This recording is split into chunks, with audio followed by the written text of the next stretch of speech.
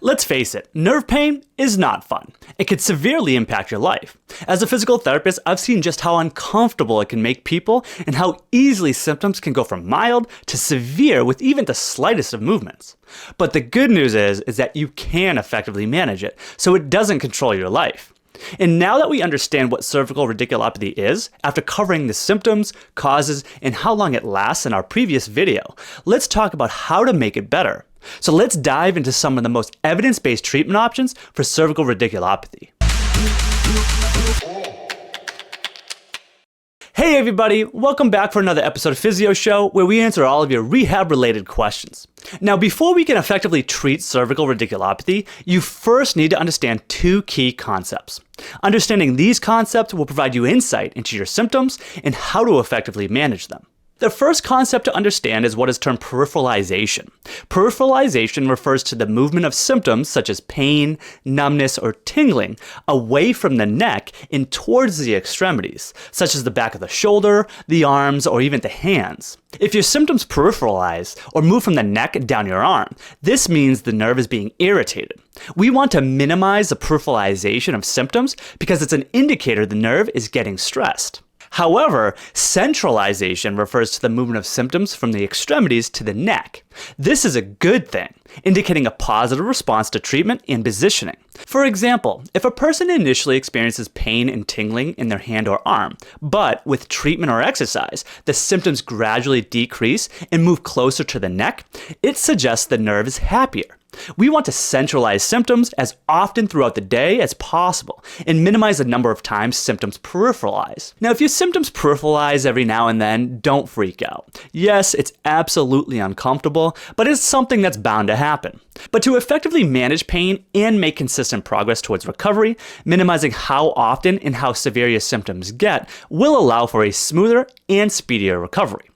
Okay, now that we have those concepts down pat, let's talk about strategies to minimize peripheralization. I would argue that the best way to minimize peripheralization of symptoms is to focus on postural modifications, because you can get great treatment in the clinic and leave feeling good, but then go home and set your symptoms off, reverting to square one. Because as mentioned, in the early painful stages of cervical radiculopathy, the primary goal is to effectively manage your symptoms so that you can remain active. This helps prevent deconditioning and will keep you happier. But if symptoms are severe, you're going to be much less willing to move. Postural modifications are a great way to keep your symptoms controlled, especially while sitting or driving, because many of us are tied to a chair all day, and this very easily causes you to slouch. Well, get this, every inch your head comes forward is an extra 10 pounds on your neck. So if your head is 3 inches forward, that is about 42 pounds on your neck. And that includes the nerves, which increases strain and makes everything angry. So the easiest way to prevent this is by promoting good posture while sitting and driving. This is made easier by using a lumbar support pillow, as it prevents you from slouching. Less slouching means your head remains back, resulting in less strain through the neck. Trust me, making simple modifications to your posture throughout the day can make all the difference between minor achy pains to severe shooting pains. I have provided a link for a lumbar support pillow and all other rehab tools that will be mentioned in this video in the description below for reference. Check it out if you're interested. Now, postural modification is a great way to keep your symptoms from worsening during the day. But how can we calm symptoms down if provoked and get those symptoms out of the arm? Well, in this situation, where symptoms are still angry and easily annoyed, we should avoid strenuous exercise. Instead, there are specific movements that can be very helpful for getting symptoms to not only calm down, but climb out of the arm and centralize into the neck. Cervical retractions, also known as chin tucks, are particularly effective exercises at addressing neck pain and getting symptoms to centralize. They also target muscles that help maintain proper alignment of the head and neck, which can alleviate discomfort associated with poor posture or muscle tension. Now, sometimes symptoms don't respond to these exercises, but do respond to traction. Neck traction is a method involving gentle stretching of the neck to relieve pressure on the cervical spine and irritated nerves. The evidence for cervical retraction is a bit mixed, and there appears to be a subgroup of people that does respond to it, while others do not. So it doesn't work for everyone. But if you find cervical traction to be beneficial, there are some home traction devices that I have linked in the description that you can purchase to get some relief. Hands-on treatment from physical therapists can be incredibly effective in managing pain and restoring normal movements.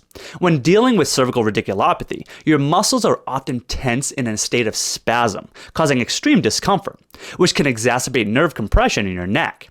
Techniques such as massage and trigger point dry needling can be invaluable in easing muscle tension. Additionally, joint mobilization and manipulation methods can provide relief from pain and enhance mobility. However, it's important to understand that while these approaches offer short-term relief, they are not standalone solutions for cervical radiculopathy. Relying solely on neck and thoracic mobilization or manipulation may not yield long-term benefits. Instead, they should be integrated into a comprehensive treatment plan that includes postural modifications and targeted exercises to achieve lasting results. So by combining these strategies, you can address both immediate discomfort and work towards sustainable, long-term improvements where you do not have to depend on any provider. Now, once your symptoms have eased and no longer dominate your daily life or radiate into your arm, it's now time to transition to strengthening exercises. Research suggests that directing attention to strengthening the muscles in the neck and shoulder blades can yield significant benefits once symptoms subside. By honing in on these muscle groups, you're facilitating recovery by reestablishing stability to the neck area. This in turn reduces strain on the nerves during everyday movements and activities. This targeted strengthening approach helps to restore muscle functionality around the neck, fostering improved neck health and resilience for the long term, preventing symptoms from returning. Now, what happens if symptoms don't improve? Well, check out this next video where we discuss the use of injections and even surgical management for cervical radiculopathy. And if you like this video, don't forget to support us by giving us a like, and consider subscribing to the channel so that you can learn more about your body, how it works, and what it needs to keep moving.